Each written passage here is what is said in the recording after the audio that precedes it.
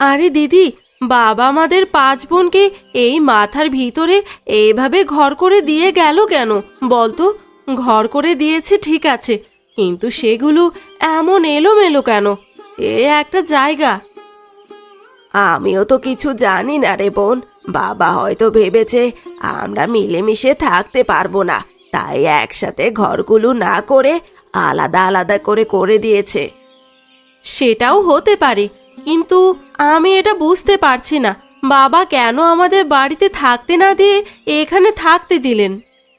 বাবা হয়তো কোনো কিছু ভেবেই এটা করেছে। এতে আমাদের ভবিষ্যৎ জুড়ে আছে।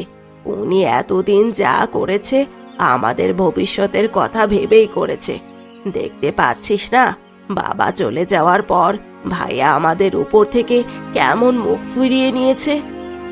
তা নেবে না, বাবা আমাদের এভাবে ঘর তুলে দিয়ে গেছেন, ভাইয়াকে তো কিছুই দিয়ে গেলেন না। তাহলে ভাইয়া আমাদের উপর রাগ করবে না তো কি করবে?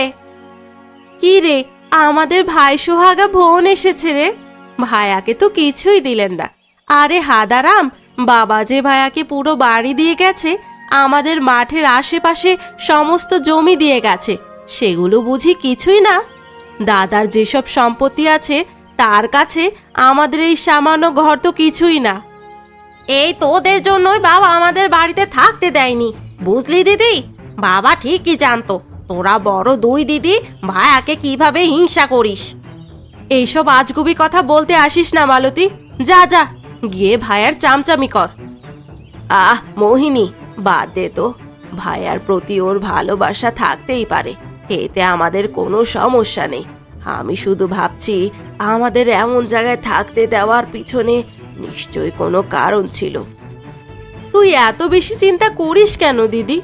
নিশ্চয়ই আমরা এর কারণ একদিন না একদিন খুঁজে বের করতে পারবই। আর যদি নাও পাই তাতে আর কি বল? বাবা আমাদের জন্য যা ঠিক করে দিয়েছে তা তো আমাদের জন্য অবশ্যই খারাপ হবে না। তুই কথাটা একদম ঠিক বলেছিস রে মোহিনী। বাবা অবশ্যই আমাদের ভালোর জন্যই এসব করেছে।